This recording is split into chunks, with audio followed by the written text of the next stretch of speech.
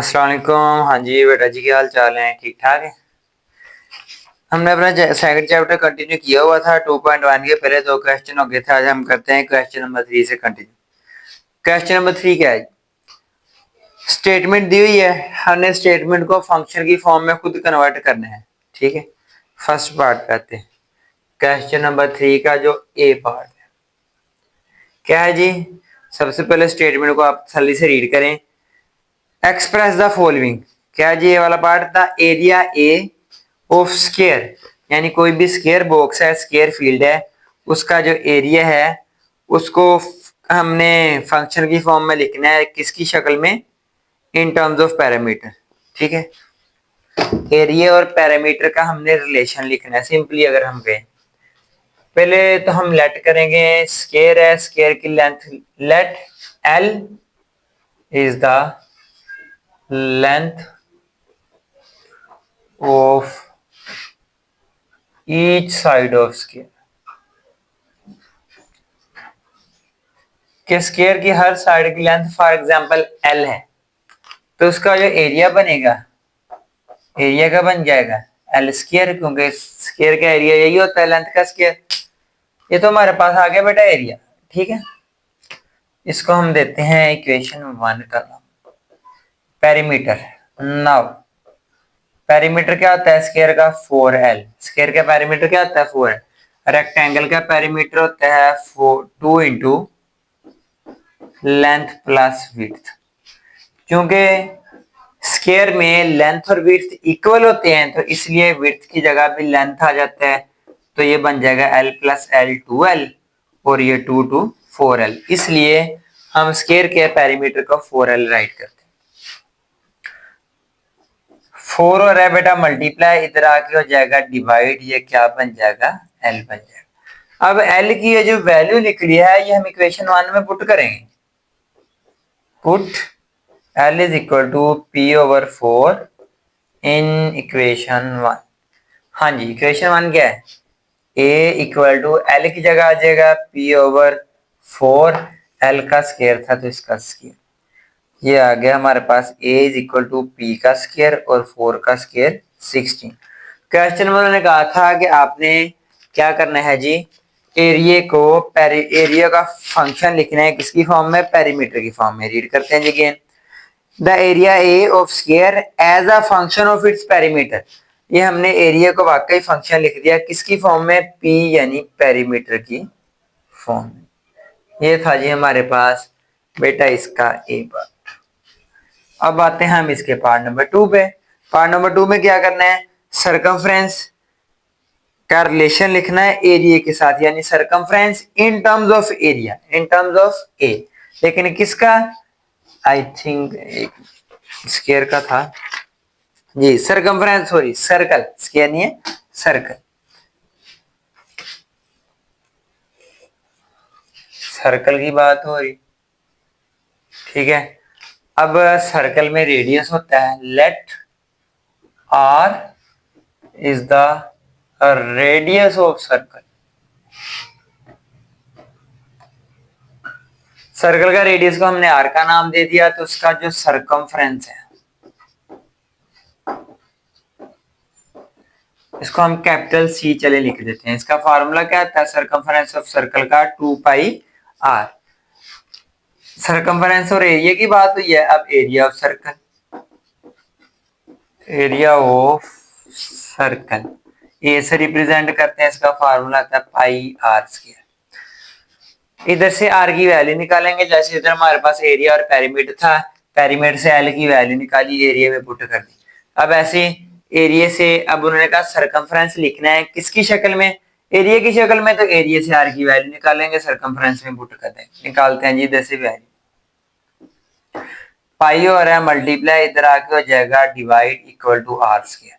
Square खत्म करने के लिए स्क्वायर रूट आ जाएगा, स्क्वायर स्क्वायर रूट से कैंसल, तो हमारे पास जो आर की वैल्यू आई ए ओवर पाई का स्क्वायर रूट। करते हैं जी put, put r is equal to A over pi का स्क्वायर रूट इन, इसको इक्वेशन 1 का नाम देते हैं, इन इक्वेशन 1। इक्वेशन 1 क्या? सरकमफ्रेंस यानी सी इक्वल टू 2πr, r की जगह उसकी वैल्यू को रिप्लेस करें, a/पाई होल का स्क्वायर रूट, हम ऊपर वाले का स्क्वायर रूट अलहदा और नीचे वाले का स्क्वायर रूट अलहदा राइट कर सकते हैं।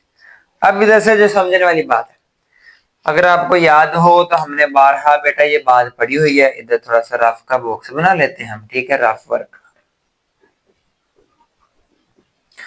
किसी भी नंबर को दो बार उसका स्क्वायर रूट लिख सकते हैं, जैसे फॉर एग्जांपल 2 है ना, मैं 2 को दो बार स्क्वायर रूट राइट कर सकता हूँ।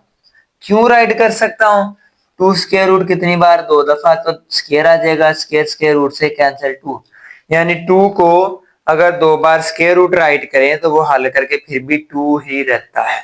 सेम ऐसे ही पाई को हम दो बार पाई का स्क्वायर रूट लिख सकते हैं, बिल्कुल लिख सकते हैं।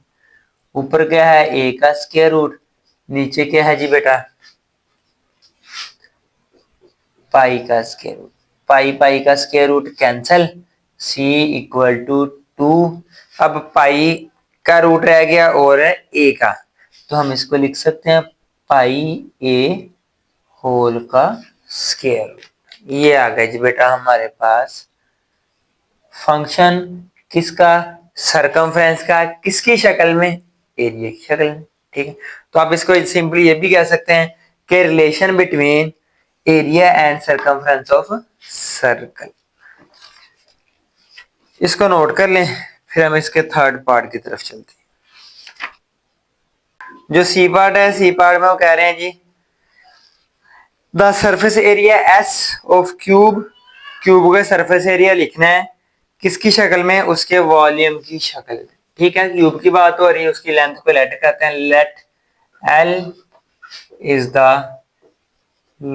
Length of cube.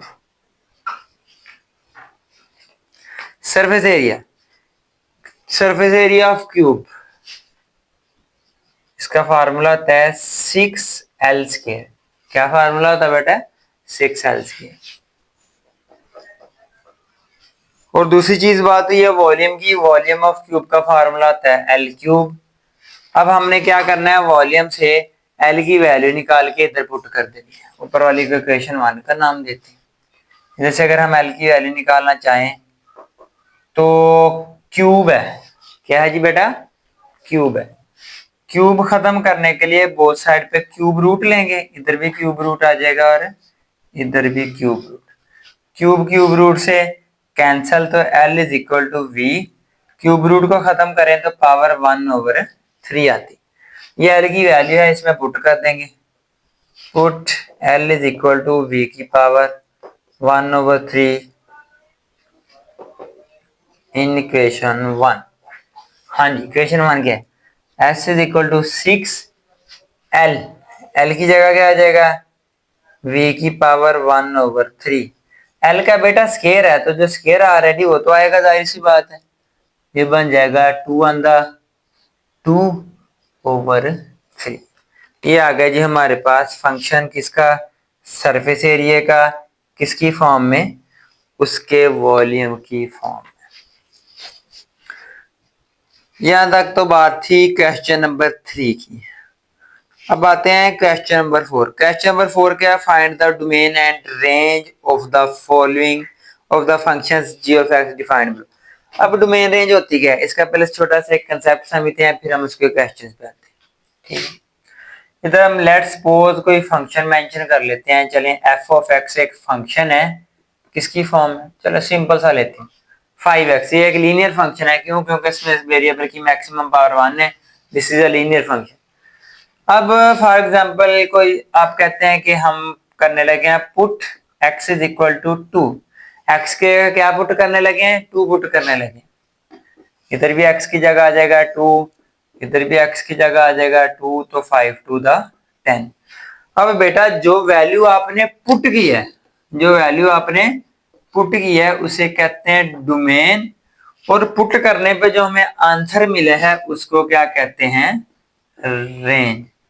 अगर कंप्यूटर की लैंग्वेज में बात करें तो जिसे आप कहते हैं जो चीज पुट की है वो होती है इनपुट, और जो हमें एज अ रिजल्ट मिलती है वो होती क्या है, आउटपुट।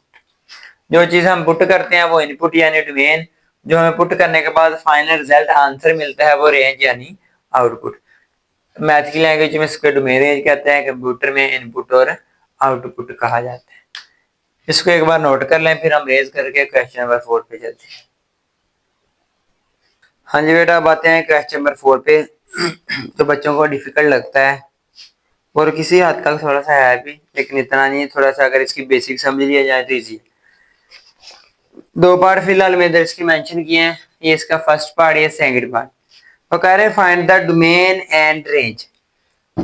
अब बेटा डोमेन और रेंज, कोई भी फंक्शन है, चले फॉर एग्जांपल मैं आपको इधर कोई पुट करके दिखाता हूँ पहले रैंडमली। एफ ऑफ एक्स एक फंक्शन है, वो क्या है जी, चले एक्स ही है, एक्स का स्क्वायर रूट। अब रियल नंबर क्या होता है, ठीक है, जो किसमें हो, यानी हर एवरी इंटीजर, इंटीजर कौन से होते हैं, सारे नंबर प्लस के, सारे नंबर माइनस के, सारे भी कौन से, ये भाई 0 प्लस माइनस 1 प्लस माइनस 2, फिर रैशनल सारे, ठीक है, इरेशनल, ये सारे के सारे क्या होते हैं, रियल नंबर। अब रियल जो नहीं होता वो कॉम्प्लेक्स होता है, ठीक है, वो क्या होता है, कॉम्प्लेक्स। अब कॉम्प्लेक्स नंबर में आता क्या है, आयोटा। हर वो नंबर जिसमें आयोटा आ जाए उसको हम कॉम्प्लेक्स नंबर कहते हैं। अब आयोटा की वैल्यू क्या होती है, -1 का अंडर रूट। यानी सिंपली ये जो बात मैं बताना चाहता हूं कि अंडर रूट के अंदर जब कभी भी माइनस आ जाए, अंडर रूट के अंदर जब कभी भी माइनस आ जाए वो क्या होता है जी, कॉम्प्लेक्स नंबर होता है। एक चीज तो हम इसमें ये डिस्कस करेंगे, फिर एक फ्रैक्शन वाला केस आएगा वो नेक्स्ट में, वो भी डिस्कस करते हैं। पहले चलिए ये डिस्कस करते हैं। अब फंक्शन है 5 माइनस एक्स। अब आप x की जगह जो मर्जी रियल नंबर पुट कर लें, आंसर रियल नंबर ही आएगा। वो चाहे आप प्लस का कर लें, माइनस का कर लें, फ्रैक्शनल कर लें, इरेशनल कर लें, जो मर्जी कर लें, ठीक है, आंसर रियल नंबर ही आएगा। इसलिए फॉर एवरी रियल एक्स, कि एक्स की हर रियल नंबर वैल्यू के लिए जी ऑफ एक्स यानी जो फंक्शन है वो भी रियल नंबर ही आएगा। कि जो मर्जी एक्स की जगह आप रियल नंबर पुट कर लें, आंसर रियल ही आएगा। पुट हमने रियल नंबर करना है तो डोमेन रियल नंबर आएगी, क्योंकि आंसर भी रियल आएगा तो इसलिए रेंज भी रियल आएगी। इस पे आते हैं जिसके लिए मैं आपको सारी चीजें बताई। अंडर रूट वाले केस में भी हमें पुट भी रियल करना है, आंसर भी रियल चाहिए, लेकिन जब अंडर रूट के अंदर आ जाए माइनस, वो तो रियल नंबर नहीं रहता, वो कॉम्प्लेक्स हो जाता है।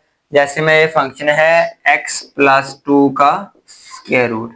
अगर आप x की जगह बेटा -3 पुट करें, क्या पुट करें, -3, तो आंसर आ रहा है -1। अंडर रूट के अंदर माइनस आ गया, ये कॉम्प्लेक्स नंबर।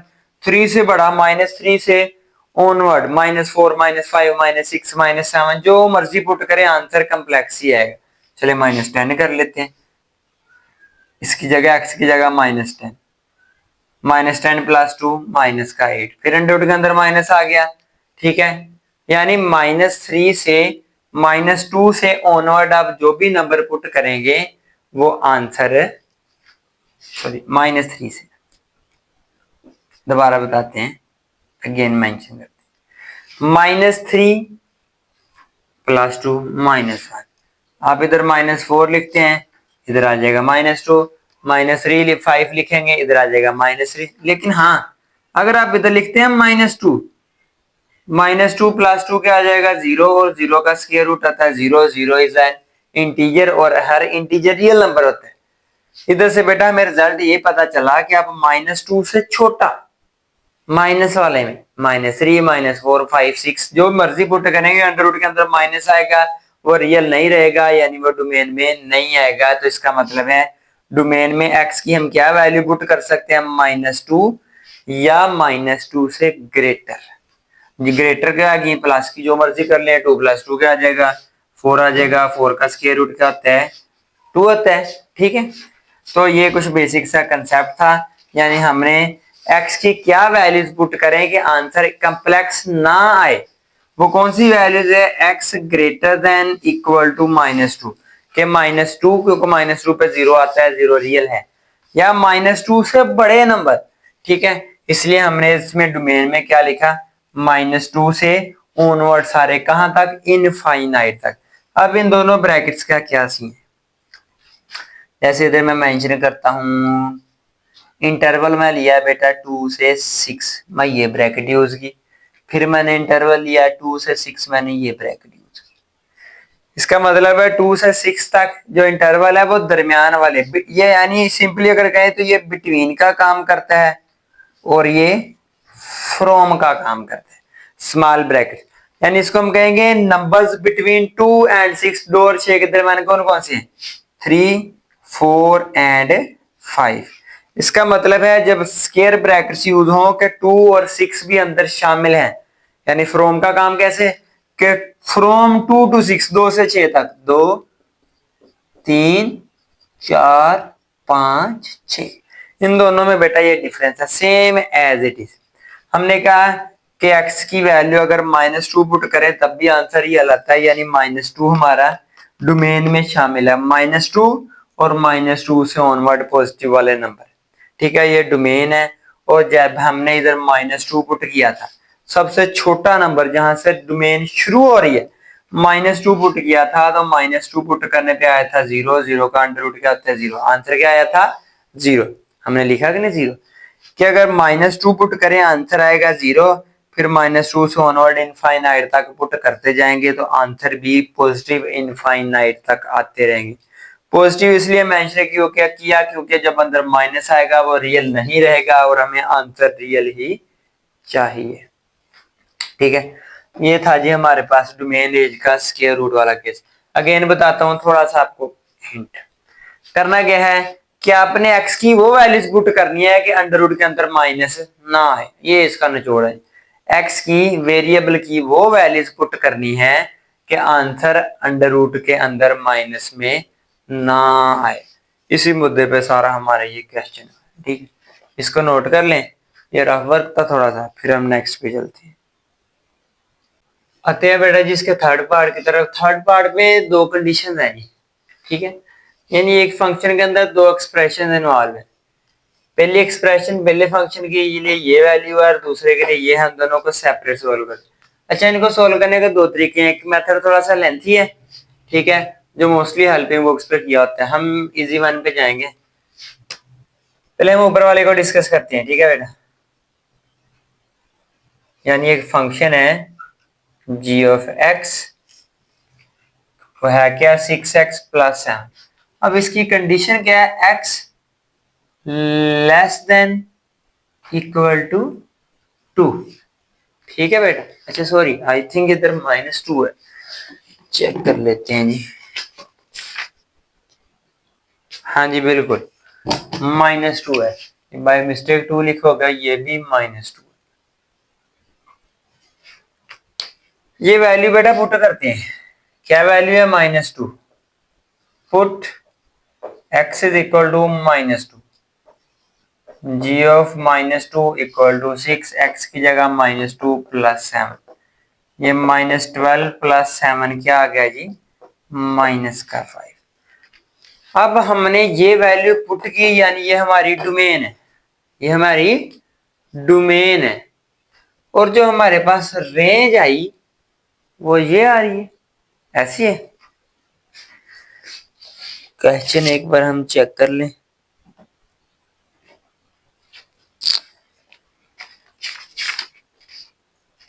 ठीक, डोमेन और रेंज। पहले हम राइट करते हैं इसकी domain, domain of g of x। अब अगर हम इस कंडीशन को ना देखें, इसके अंदर x की जो मर्जी वैल्यू पुट कर दें, ये आंसर हमेशा रियल नंबर ही आएगा, ठीक है। यानी डोमेन तो होगी ऑल रियल नंबर्स, लेकिन रेंज हमने इस कंडीशन के अकॉर्डिंग बतानी है। रेंज में क्या लिखेंगे ये गौर से समझिएगा, range of g of x, range हमारी बेटा क्या आई है जी -5, लेकिन ये जो -5 है ये तो -2 पुट करने से आई है। कंडीशन हमारी क्या कह रही, x less than equal to -2, कि -2 और लेस देन यानी -2 से छोटे भी, यानी -3 भी, -4, -5, -6, -7, जब वो पुट करेंगे तो रेंज डिफरेंट आएगी। ठीक है, अब जब -2 से छोटे नंबर पुट करेंगे तो रेंज मजीद छोटी होती जाएगी, यानी -5 है, -6, -7, -8 मजीद छोटी होती जाएगी। तो हम क्या कहेंगे कि जो इसकी रेंज है वो -5 से माइनस इनफाइनाइट तक की है। ठीक है, क्योंकि वो माइनस की तरफ मजीद मूव करती चली जाएगी। फिर अब हम इसको जब ब्रैकेट्स लगाएंगे इनफाइनाइट के साथ, तो याद रख लें बेटा हमेशा स्मॉल ब्रैकेट ही आती है, क्योंकि इनफाइनाइट कभी भी अंदर शामिल नहीं होती, ये तो पक्की बात। अब रहेगी बात -5। -5 क्या पुट करने से आया था? -2, और कंडीशन क्या कह रहे हैं कि -2 x लेस देन और इक्वल टू के -2 अंदर शामिल है, तो इसके साथ ये ब्रैकेट यूज करेंगे। दो ब्रैकेट यूज हुई हैं। ये ब्रैकेट जो है ये तब यूज करेंगे जब हमने कोई चीज इंक्लूड करनी, और ये तब यूज करेंगे जब नॉट इंक्लूड शामिल नहीं करनी। अभी बेटा हमने ये बात की थी फर्स्ट की, अब आ जाते हैं सेकंड वाले। ठीक है,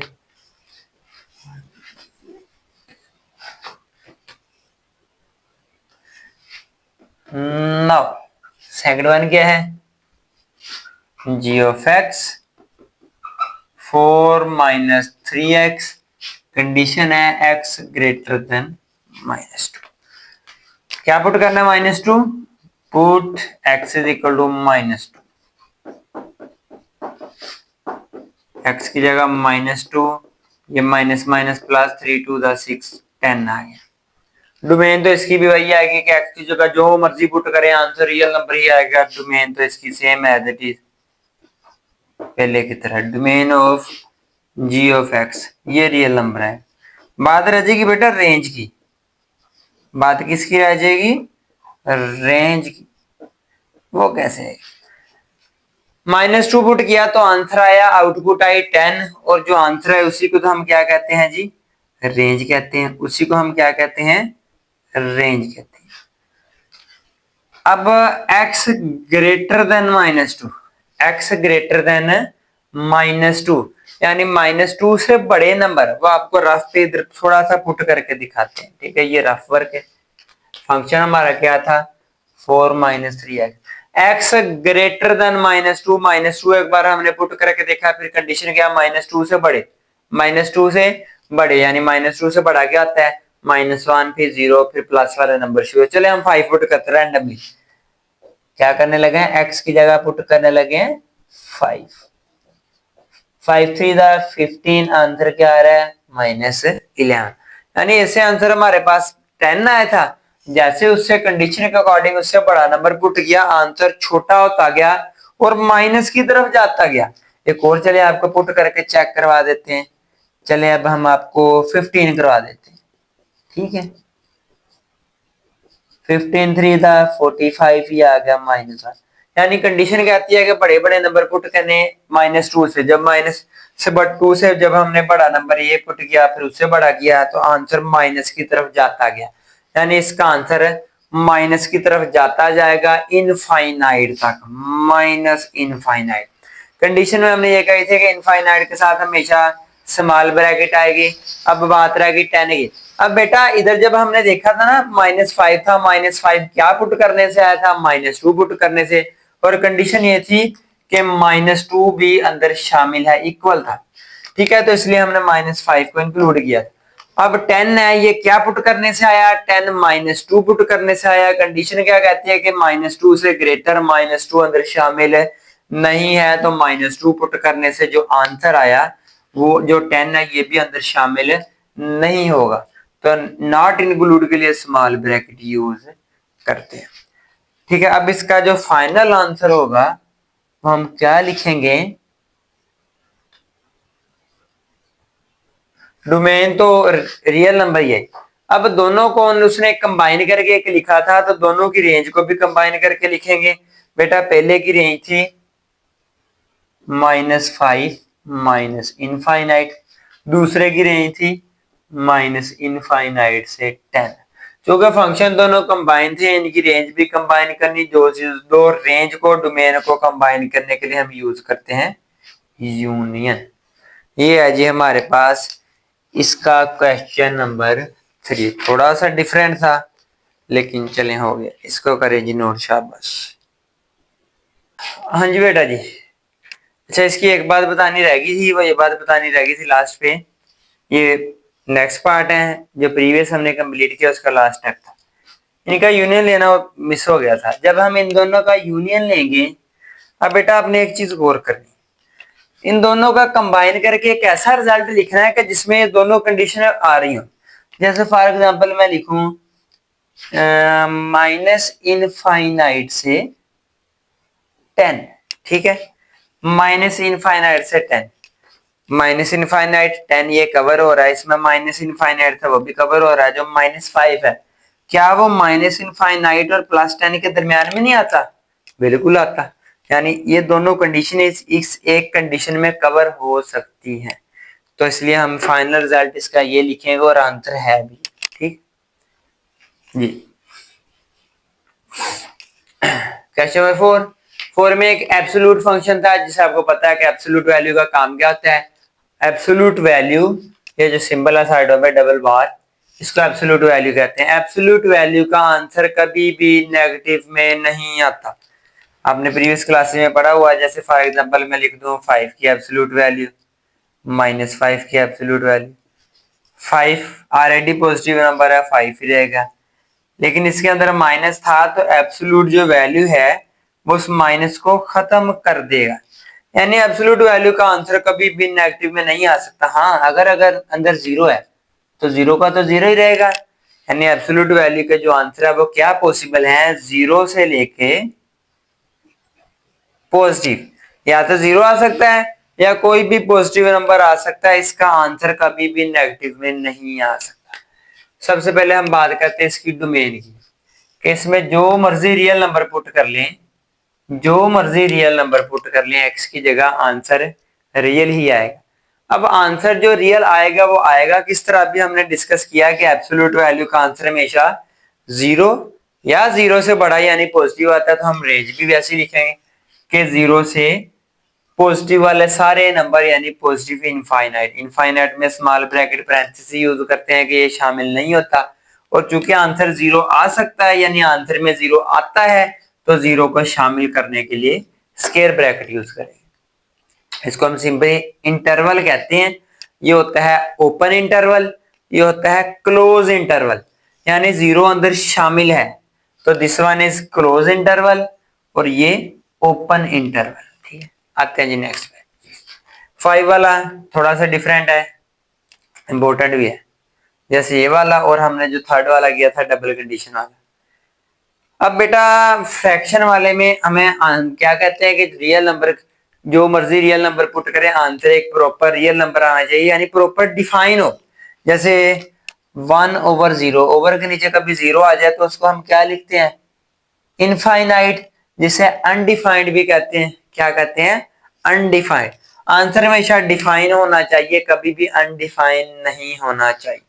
अब अगर x की जगह मैं 3 रिप्लेस कर दूं, x की जगह क्या पुट कर दूं, 3, तो 3 - 3 हो जाएगा 0, बट्टे के नीचे 0 हो जाए तो वो अनडिफाइंड होता है। यानी हम -x की जगह 3 पुट नहीं कर सकते। 3 के अलावा जो मर्जी नंबर पुट करें।